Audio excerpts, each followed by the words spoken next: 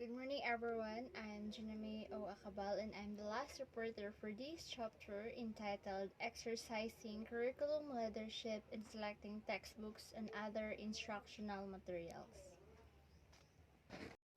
So first we have teachers should be empowered to select the textbooks and other instructional materials.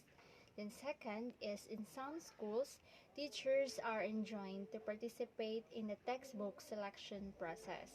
And the last is in many schools, administrators are the ones selecting the textbooks for the school. So the teachers must given a freedom to decide on what textbooks or instructional materials that they need for their classes. So the teachers are the one who are teaching the subject, so they are know better about the needs and the nature of the students. In 2015, the Department of Education developed a framework for developing and selecting textbooks and other instructional materials. The framework prescribed that all textbooks and other instructional materials are: first is aligned to the K-12 curriculum. The textbooks and other instructional materials should follow the curriculum standards and competences prescribed by the K-12 curriculum. So, dapat ang pinili na textbooks or instructional materials is align siya sa K-12 curriculum standard and competences.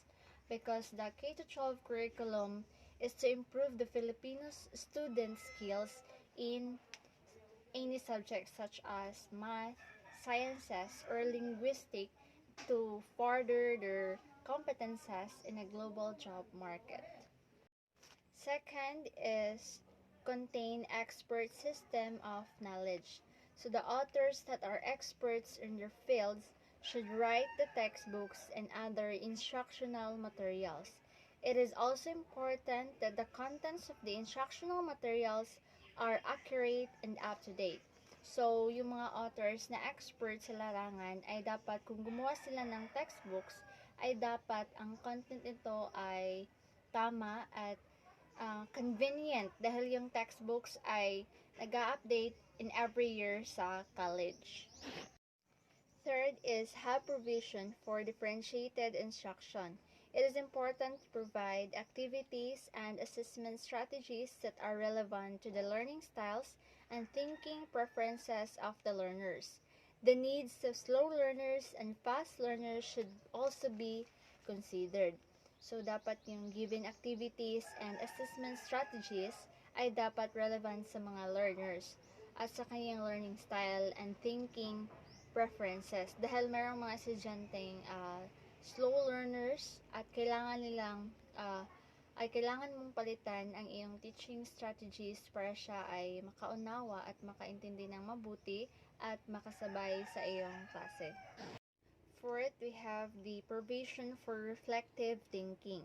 The instructional materials and textbooks should engage the learners to develop deeper understanding of the lessons, develop critical and creative thinking, and encourage reflective thinking.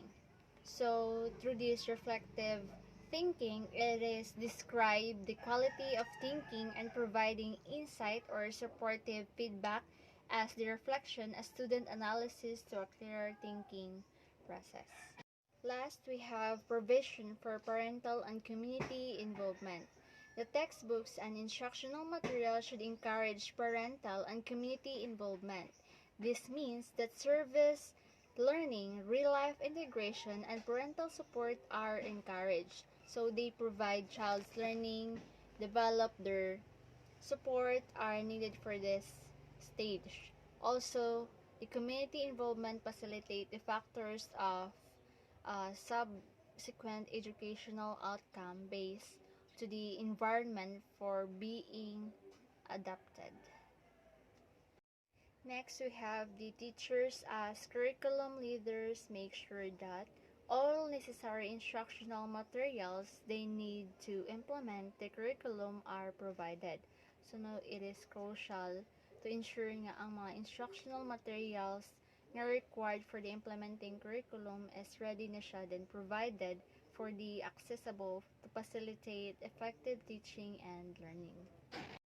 Then we have instructional materials are relevant and responsive to the needs of the learner. So it is ensuring that instructional materials are both relevant and responsive to the needs of the learners.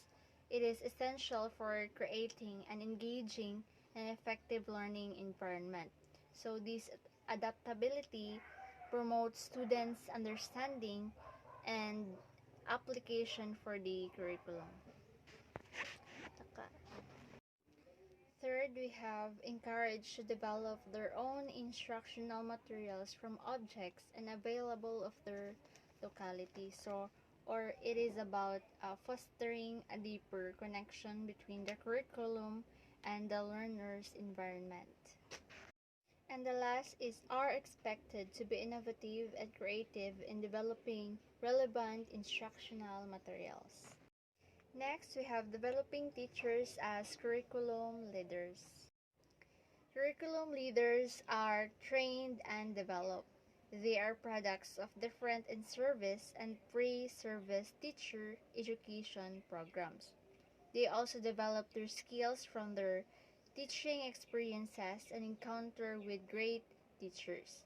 And they are products of mentors and they are formed by supportive professional work environments. There are few important factors that need to be considered in development of a teachers as curriculum leaders. So first we have teacher empowerment. Teachers need to be empowered to make important decisions, solve problems, take actions, and innovative in their own schools and classes. So as a teacher or educator, we need to be empowered because our profession is to be share knowledge to the students and also to mold them as a successful person someday. That's that's why we need to be take action in all aspects of problems and also innovate our schools and classes. Second is efficient system. Teachers need to work in an efficient working environment. They need to be part of a system that is collaborative, professional, and effective. So the teacher needs to be connected in learning environment because it is part of the profession and also it is help us to grow more as a teacher or a educator. Third, we have mentoring system. Teachers, especially the NIPIPE teachers, need mentoring from effective and model mentors. So, ang mga teachers or katong mga bagong teachers is kailangan nila og mentor which is na magtudlo sa ilaha nga effective or na experience about sa pagtudlo. Fourth, we have administrative support. So at any level, teachers will need full support from the administration, especially when they want to innovate or develop good program for the school and their students. So at any level, teacher is they need full support gikan sa administrative kung gusto nila kanang mag-build og program which is para sa students or sa eskwelahan. So last, we have learning community. Teachers must experience to work in a learning community where all behave as professionals, avoiding any forms of professional jealousies and free from insecurities. Teachers need to learn from and share best curricular and instructional practices to each other. So the last is reflections on teachers as curriculum leaders. Teachers are considered curriculum and instructional leaders in various levels of education. As curriculum leaders, they perform different roles and functions that are essential in planning, design, development, implementation, and evaluation of the curriculum. So A, they provide technical support in curriculum planning. It involves assisting educators. So B is they design curriculum from basic education to higher education. So it requires comprehensive approaches. Letter C, They help develop the curriculum content and activities including assessment tools. So, it aims to provide meaningful and well-rounded learning experiences. Letter D, they implement the curriculum in various capacities as administrators or classroom teachers. So both as administrators and classroom teachers allows for a cohesive and coordinated approaches to education. Letter E, they help evaluate the curriculum. So as curriculum leaders, their involvement in evaluating the curriculum indicates a commitment to assessing its effective. They involves in gathering feedback and more. Letter F, they introduce curriculum innovations. So this initiative aims to enhance the overall learning experience and keep the curriculum aligned with the evolving education needs and trends. And the last is instructional leadership is one of the functions of teachers as curriculum leaders. Letter A, supervise the implementation of curriculum and academic standards. Letter B, promote a school's culture and climate conducive to teaching and learning. Letter C, communicate the philosophy, vision, and mission of the school. Letter D, train teachers and school staff. Letter E, lead in the development of purchase of instructional materials. Letter F, prepare the school budget for instruction. Letter G, observe classes of teachers.